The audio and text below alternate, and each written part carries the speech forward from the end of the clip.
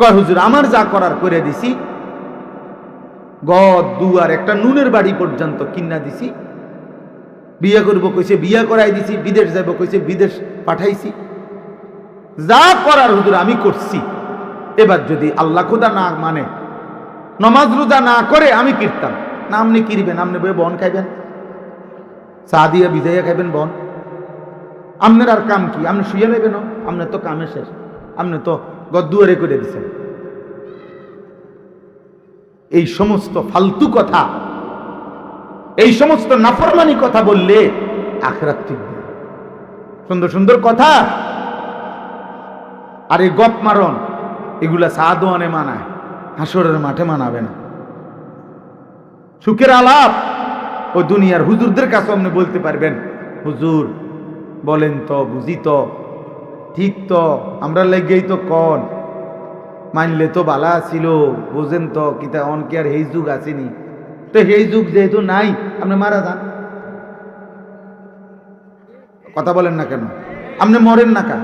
আপনি ট্যাবলেট খাইয়ে মরে যান, যেহেতু ওই যুগ নাই এখন আর। আপনি দু বাত খান এই যুগে, আর নমাজের চিন্তা করেন এই যুগে। কথা বলেন না? নামাজের বেলায় বললে, আখেরাতের বেলায় বললে এই যুগ আর নাই। তো এখন যে গোস্ত খান, মাছ খান, টাইলস লাগাইলেন, বাথরুম করলেন ভিতরে, আগে তো এটা আসিল না। আগে বাথরুম টয়লেট বাড়ির ভিতরে নিয়ে আসিল, আলাদা ছিল না।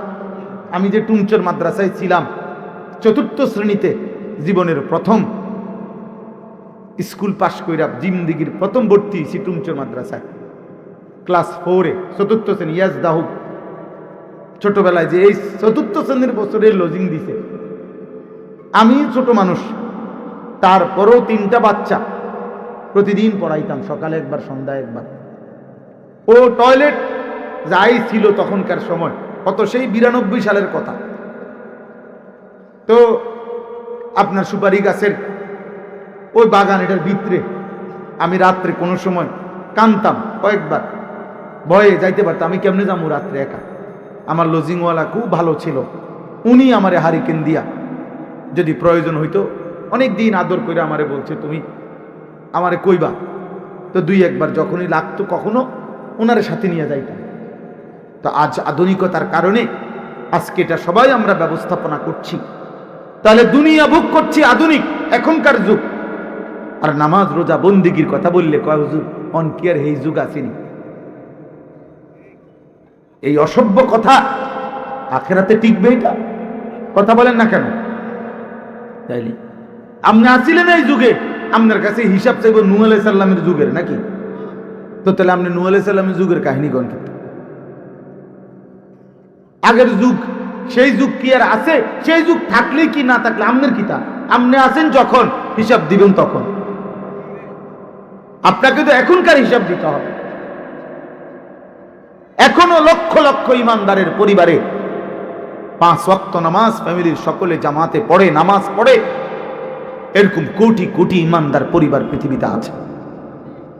এখনো 1 টাকা হালাল ছাড়া হারামের 1 লোকমা খায় না, এমন কোটি কোটি ইমানদার আল্লাহর জমিনে আছে। সব সিটার বাটপার সিটার সুদখোর হারাম করার জন্য এই সূর্য ডোবে না, চাঁদ ডোবে না, আসমান আর জমিন আল্লাহ তাআলা, চন্দ্র সূর্যের আলো সিটার বাটপারের জন্য আল্লাহ তাআলা চালাচ্ছে না। রব্বুল আলামিন তার শুকরগুজার বান্দা, তার অনুগত বান্দাদের জন্যই সূর্য ওঠে, চাঁদ ওঠে, রাত আসে, দিন আসে। নয়তো বেনামাজির জন্য সূর্য ডোবে না। মাগরিবের নামাজ পড়তে হবে দেখে সূর্য ডুবছে। নাফরমানের জন্য রাত্র গভীর হয় নাই, এশা এবং তাহাজ্জুদ পড়তে হবে দেখা রাত্র গভীর হয়েছে। মুশরিক মুনাফিকের জন্য ভোরের আলো ফুটে নাই, ফজরের নামাজ পড়তে হবে দেখে সুবহে সাদিক হয়েছে। হুয়াল্লাযী জাআলাল লাইলা ওয়ান নাহারা খিলফাতান, এই যে পরিষ্কার কোরআনের আয়াত। আল্লাহ বলছে তিনি আল্লাহ যিনি রাত এবং দিন বানাচ্ছেন, খিলফাতান পর্যায়ক্রমে, বাই সিরিয়াল, একবার রাত একবার দিন, একবার রাত একবার দিন, একবার দিন একবার রাত। কেন? আল্লাহ নিজে বলতেছেন আমি কেন রাত আনি, কেন দিন বানাই। আল্লাহ নিজে বলেন, লিমান আরাদা আন ইয়াযাক্কারা, আমার যে বান্দারা আমি আল্লাহর স্মরণ, আমার ইবাদত, আমার গোলামি করতে চায় তাদের জন্য। আও আরাদা শুকুরা, অথবা আমার যে বান্দারা আমার প্রতি কৃতজ্ঞতা আদায় করে আমার হুকুম মানতে চায়, আমি তাদের জন্য রাত আনি, দিন আনি।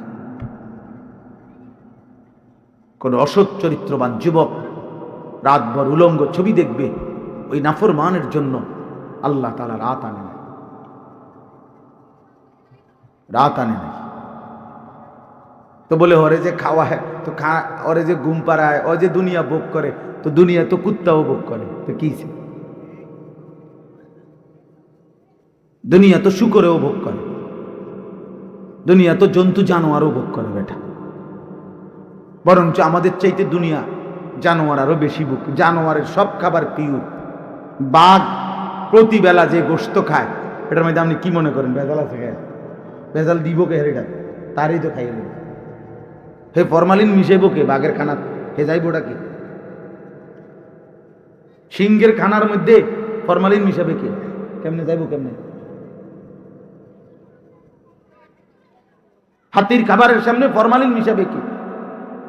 তাহলে জন্তু জানোয়ার তো দুনিয়া ভোগ করে পিওর পিওর, একদম ফ্রেশ। আমরার হাসিটাও তো ফরমালিন। আমাদের হাসি, হাসি, কাশি, এগুলোর মধ্যে তো ফরমালিন। আমি একবার ডাক্তারে আমারে একটা কাগজ, এরকম ওনার কাগজের মধ্যে কি কি খাওয়া নিষেধ ওষুধের লগে, এটা লিখে দিছিল। মানে ওনার কাগজ এটা আছে বানানো আর কি। এত না, উনি ওই মোটা সিগনেচার কলম আছে না, এটি দিয়ে দিয়ে দাগ দিয়ে দিছে, মানে এগুলো খাবেন না। আমার এটা সাথে দিছে। পরে আমি তাকাইয়া দেখছি, দেখলাম শুধু 2টা তরকারির নাম বাকি আছে, মানে আর বাকি সব দিকে এরকম এই দাগ দিয়ে দিছে আর কি, কলম দিয়া। পরে আমি ওনার হাতে দিয়ে আবার বললাম, স্যার মনে কিছু নিয়েন না, এই 2টা তো দাগ দিয়ে দেন। ভাত কয়টা আর নুন দিয়ে খাইলাম, হুদার এই 2টা তরকারি লিয়া নাম শুইয়া লাভ নাই, দরকারে নাই বাবুর, এই তরকারিরই দরকার নাই, আপনি এটা এটার ভিতর দাগ দিয়ে দেন স্যার। আর আল্লাহ যা করে নুন দিয়া পানি দিয়ে ভাত খেলাম। কিছুই জন ক্ষতি, সবই জন ক্ষতিকারক, তো আর ভাত খেবো কি দেখা? দুনিয়া আমরা কি ভোগ করছি না? সামান্যটুকু দুনিয়া, তাও ভেজালে ভরা, যন্ত্রণায় ভরা। 1টা ঘন্টার নিরাপদে সফর করা যায় না, জ্যাম আর জ্যাম, জ্যাম আর জ্যাম, ভাঙ্গা আর ভাঙ্গা। প্রতি মুহূর্তে মানুষের নিরাপত্তা হুমকির মুখে। কে কি বলে, কি করে। বাংলাদেশে বর্তমান অবস্থা হলো 18 কোটি জনগণ যদি হয়, আলহামদুলিল্লাহ, 18 কোটি জনগণে দেশ এবার এখন কিভাবে চলা উচিত একটা বুদ্ধি দিতে আছে। মানে বুদ্ধি, এগুলার অবস্থা এমন যে আল্লাহ আল্লাহ, ছোট বড়, পাতি নেতা, শিকি নেতা, বড় নেতা, সাংঘাতিক নেতা, আনা মুহাম্মাদান আবদুহু ওয়া রাসূলুহু আম্মা বা'দ فأعوذ بالله من الشيطان الرجيم. بسم الله الرحمن الرحيم.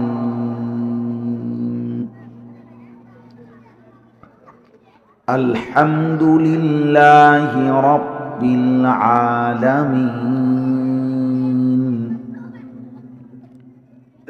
الرحمن الرحيم. مالك يوم الدين. إياك نعبد وإياك نستعين.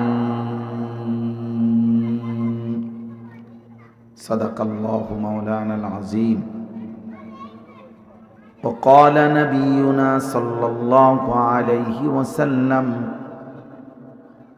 خيركم من تعلم القرآن وعلمه اللهم صل على محمد وعلى آل محمد كما صليت على إبراهيم وعلى آل إبراهيم إنك حميد مجيد اللهم بارك على محمد وعلى آل محمد كما باركت على إبراهيم وعلى آل إبراهيم إنك حميد مجيد سبحانك لا علم لنا إلا ما علمتنا إنك أنت العليم الحكيم আলহামদুলিল্লাহ। আল্লাহ পাক রব্বুল ইজ্জত জুল জালাল ওয়াল ইকরামের ফজল কারাম, রব্বুল আলামিনের অপরিসীম ইহসান মেহেরবানি দয়া, আল্লাহ তাআলা আমাদেরকে আজ 12 নভেম্বর 2025 রোজ বুধবার নোয়াখালী জেলা বেগমগঞ্জ তালুয়া চাঁদপুর দারুল উলুম মাদ্রাসায়ের 56তম বার্ষিক ওয়াজ মাহফিলে আল্লাহ তাআলাই আমাদেরকে আসবার বসবার আল্লাহর জন্যই জমা হওয়ার তৌফিক দান করেছেন, আলহামদুলিল্লাহ। আমার ছোট্ট দুইটা কথা। এক নম্বর হলো, হাতে মোবাইল ধরে কেউ ভিডিও বা রেকর্ড করা যাবে না। মোবাইল হাতে ধরে কেউই, হুজুর পাবলিক কেউই ভিডিও বা রেকর্ড করা আমার পক্ষ থেকে নিষেধ। আমি দেখলেই ধমক দেব। সাথে সাথে মাদ্রাসার তালেবে এলেম, কোনো পাঞ্জাবি টুপিওয়ালা তালেবে এলেম, ওর হাতে যেন কোনো মোবাইল না থাকে। ওই মা বাপ, ওই অভিভাবক জালেম যে তাদের সন্তানদের হাতে এই বড় মোবাইল তুলে দেয়, নিঃসন্দেহে জালেম, নিঃসন্দেহে ওরা জালেম, নিঃসন্দেহে ওরা সন্তানকে হত্যাকারী, ধ্বংসকারী, এতে কোনো সন্দেহ নেই। এই অভিভাবকগুলো কিয়ামতের দিন সন্তানের এই নাফরমানির জন্য, চরিত্রহীনতার জন্য জবাবদিহি করতে হবে, কোনো সন্দেহ নেই। এই জন্য ওই বাচ্চাকে ধমক দিছি, পাঞ্জাবি টুপিওয়ালা, নিঃসন্দেহে ওটা তার নিজের মোবাইল না, ও কারো না কারো কাছ থেকে আনছে। তার কোনো অভিভাবক, মাহফিল উপলক্ষে অভিভাবক আসে ওয়াজ শুনতে, আইসা বাচ্চাদের হাতে, মাদ্রাসার ছাত্র না, ওদের হাতে মোবাইল দিয়ে দেয়। আপনি তাকে নাফরমানির দিকে রাখবেন, আমরা তারে টানবো আল্লাহর দিকে, তাইলে হইব কেমন? হবে কিভাবে? মাদ্রাসায় আমরা পরিবেশে বাচ্চাদেরকে আমরা মোবাইল থেকে বিরত রাখি। বাড়িতে গেলে আপন মায়ের মোবাইল 7 দিনে একটানা চালায়।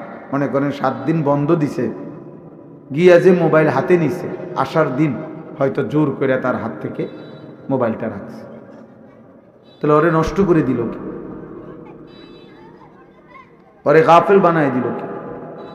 তো আপন মা বাপ যদি সন্তানকে বরবাদ করে দেয়, তার চাইতে বড় জালেম আর কি হইতে পারে?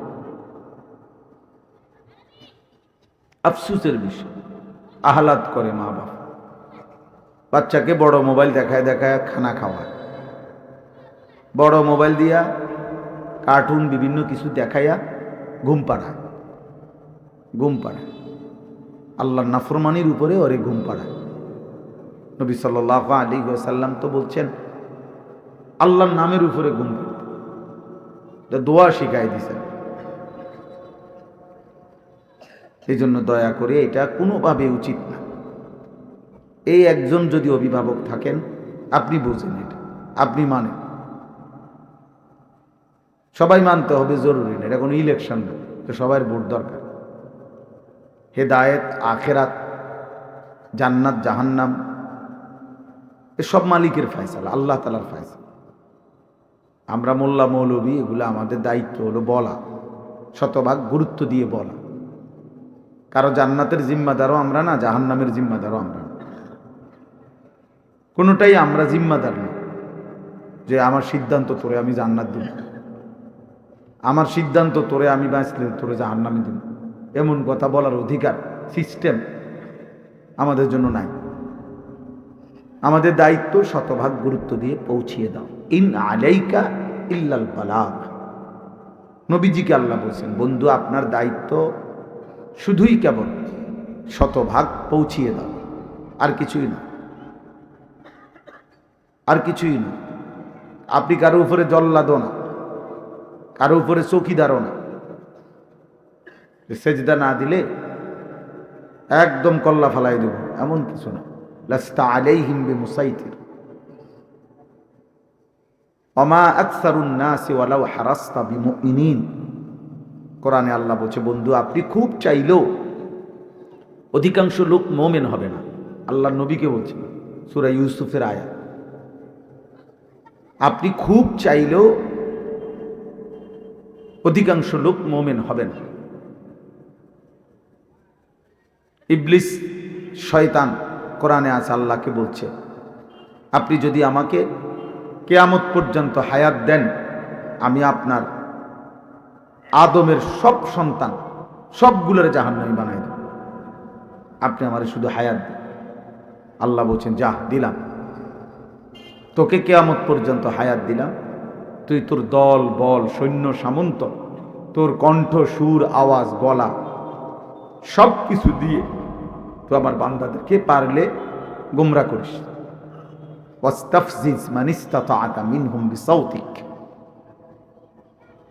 এরপরে সর্বশেষ আল্লাহ বলছে, বাকি এটা মনে রাখবি ইবলিস, দুই কথা। এক, যারাই তোকে অনুসরণ করবে তাদেরকে বলে দিবি তুই ইবলিস আর তোর অনুসারীদেরকে দিয়েই আমি আল্লাহ জাহান্নাম পূর্ণ করব, এটা বলে দিস। তোকেও জাহান্নামে দেব, তোর অনুসারীদেরকেও জাহান্নামে দেব। আর বলছে, এটাও মনে রাখবি ইবলিস, ইন্না ইবাদি লাইসা লাকা আলাইহিম সুলতান। আমার প্রকৃত অর্থে বান্দা, আমার গোলামি যারা করে তাদের উপরে তোর কোনো শক্তি কার্যকর হবে না। হাজার বলবা পৃথিবী উল্টে যাবে, আমার বান্দা মোমেন যে জান্নাত প্রত্যাশী, কলিজায় যারা আখেরাত বসছে, সে আল্লাহর নাফরমানি করবেন, সে আল্লাহর নাফরমানি করবেন। এই জন্য সতর্ক হওয়া উচিত। একজন মুসলিম অভিভাবক জিম্মাদার স্ত্রী সন্তানের, একজন পুরুষের তিনটা মোটা দায়িত্ব, বড় মাপের তিনটা দায়িত্ব।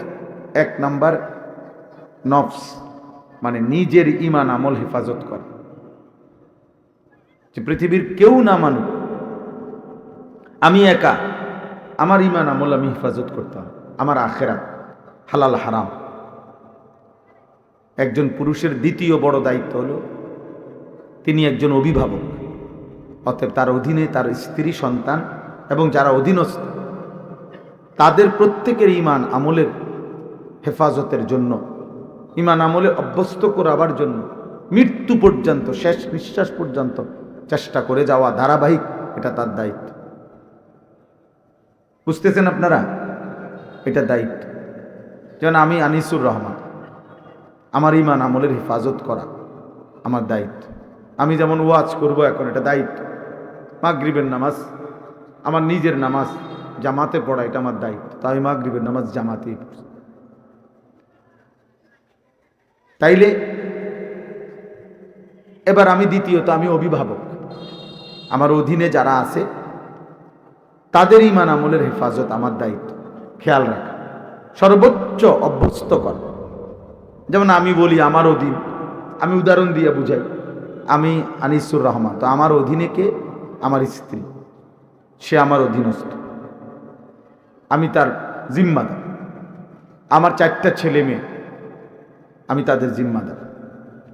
আমার গাড়িতে আমার একজন ড্রাইভার আছে, আমার একজন খাদেম আছে, ছেলে, ওরা 2 জন, আমি ওদের জিম্মাদার।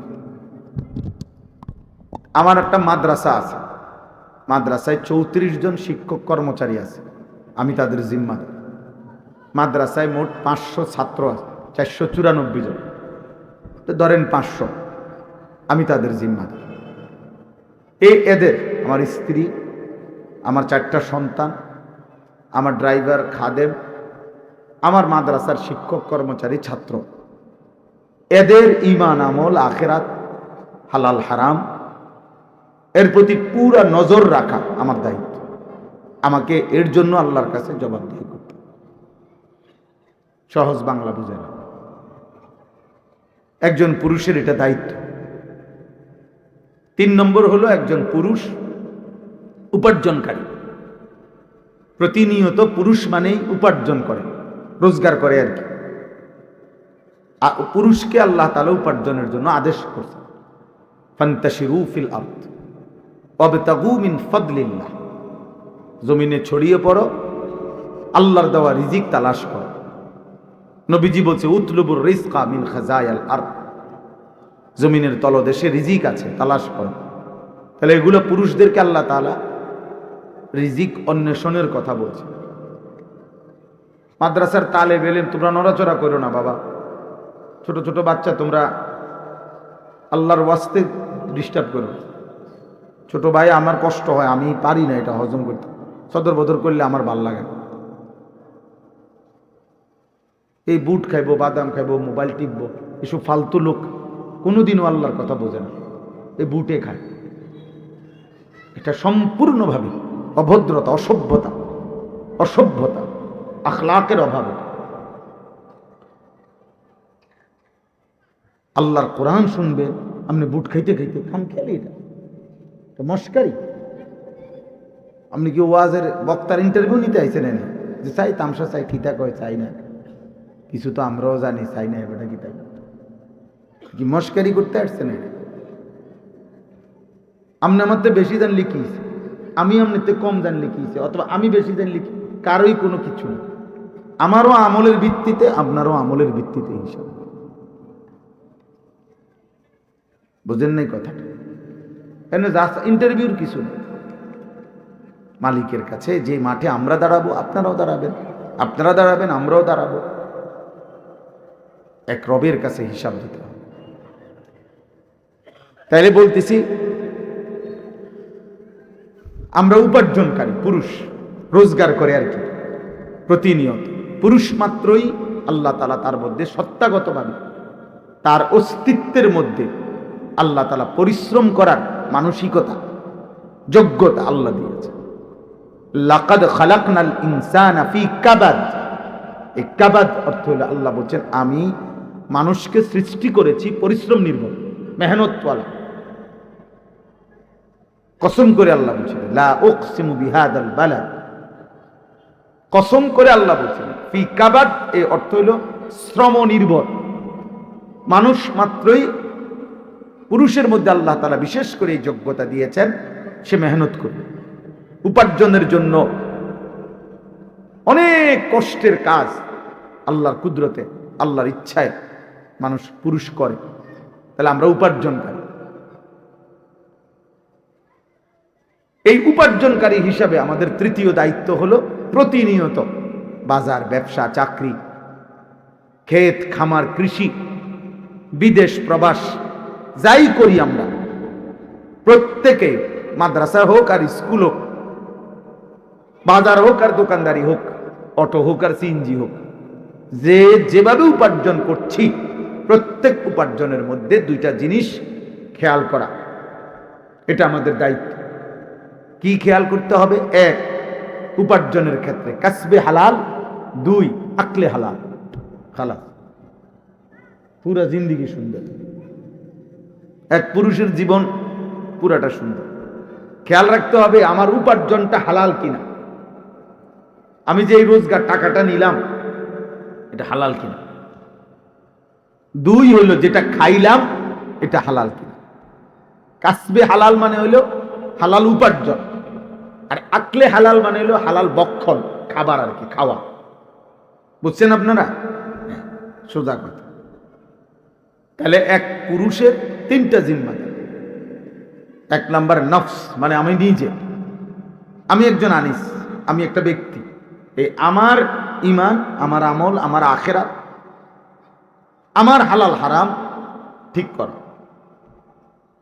এবার চলার পথে যদি শেষ পর্যন্ত কাউরে না পাই, আমি একা হলেও জাহান্নাম থেকে বাঁচার চেষ্টা করতে হবে। ফাকাতিল ফি সাবিলিল্লাহ লা তুকাল্লাফু ইল্লা নাফসাকা।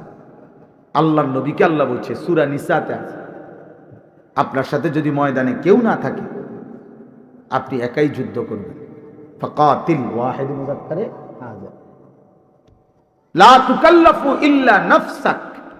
আল্লাহ বলছে সাবধান, শেষ পর্যন্ত প্রত্যেকের ব্যাপারে যদি কোনো অজুহাত দেখান, এই কারণে মানে নাই, ওই কারণে মানে নাই, এই কারণে শুনে নাই, সবার কারণ দর্শাইতে পারবেন, কিন্তু আপনি কিন্তু নিজের মুকাল্লাফ, আপনি শরীয়তের সমস্ত হুকুমের ব্যাপারে আপনি কিন্তু আদিষ্ট, আপনারটা কিন্তু আপনারে বুঝাই দিতে হবে।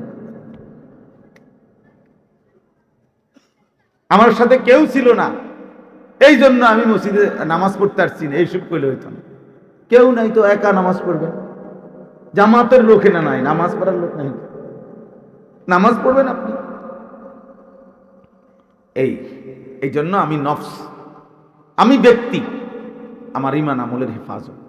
2 নাম্বার আমি কি বলেন, কি দ্বিতীয়টা কি বলেন না? দ্বিতীয়টা আমি, আমাদের দ্বিতীয় দায়িত্ব কি? অভিভাবক।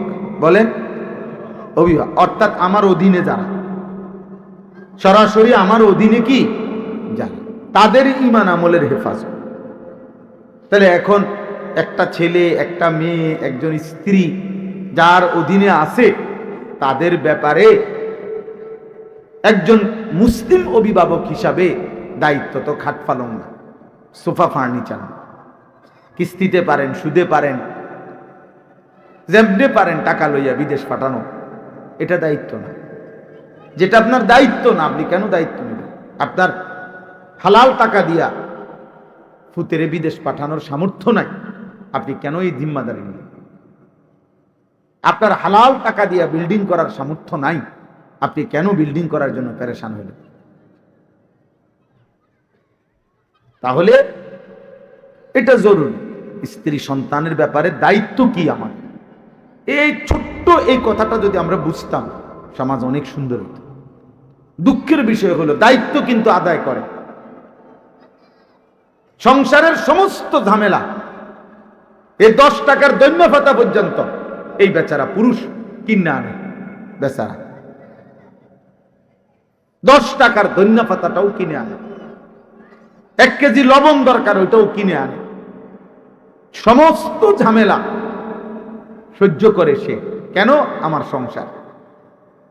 আমার সংসার কি হুজুর আমি হালালি তার মুনি টাইনা পারি, খুঁজা পারি, যেমনে পারি। এই যে দায়িত্ব, বিবি বাচ্চার ভাত মাছ, ফার্নিচার, প্রসাধনী, আসবাবপত্র, টাকা পয়সার ক্ষেত্রে তার চাইতে বড় জিম্মাদারি তো ছিল ওদের ঈমান আমলের ব্যাপারে। তো এই দায়িত্বটা আপনি নিজের কাঁধে নিচ্ছেন না কেন? আপনি না মুসলমান? আপনি না মুসলমান? তা আপনি মুসলমান হিসেবে আপনার প্রথম দায়িত্ব, আপনি বউ বাচ্চার ঘর সংসার করতে তো মানা করে নাই, কিন্তু আপনি কাজটাকে বন্টন করেন। এখন মনে করেন মাগরিবের ওয়াক্ত হয়েছে একটু আগে, আমার মাগরিবের পরে ওয়াজ, এখন আমার দায়িত্ব কি? এটাকে সেটিং করা, যে আগে আমি ওয়াজ শেষ করে লই, এরপরে 7:30টার দিকে আমি মাগরিব পড়ব, নাকি? কথাটা আমার দায়িত্বটা কি? আমাকে আমার কাজটা সিরিয়াল করে দিতে হবে, যে আমি আগে নামাজ পড়ব, এরপর আমি কি করব? বয়ান করব। তাহলে আপনি কাজ করেন, সংসার করেন, বাজার করেন, ব্যবসা করেন, হার লাইনে যা মন চায় করেন, কিন্তু স্ত্রী সন্তানের ব্যাপারে মাথার ঘাম পায়ে ফেলে আমরা যে ঘর সংসার, ফার্নিচার, খাট পালং, সোফা, আসবাবপত্র, গহনা অলংকার, রেজিস্ট্রেশন ফি, ফর্ম ফিল আপের টাকা, বইয়ের টাকা, খাতার টাকা, কাগজের টাকা, কলমের টাকা, এত মুখী ঝামেলা আমরা সহ্য করতেছি, পোহাইতেছি, কোনো না কোনো ভাবে ব্যবস্থা করছি। তো এদের নামাজ, রোজা, আখিরাত, পাক পবিত্র, হালাল হারাম, এটা জিম্মাদারি কার? এই দায়িত্বটা কার? আজরাইলের নাকি? তাইলে এই কথাটা আমরা বুঝাইতে পারি না।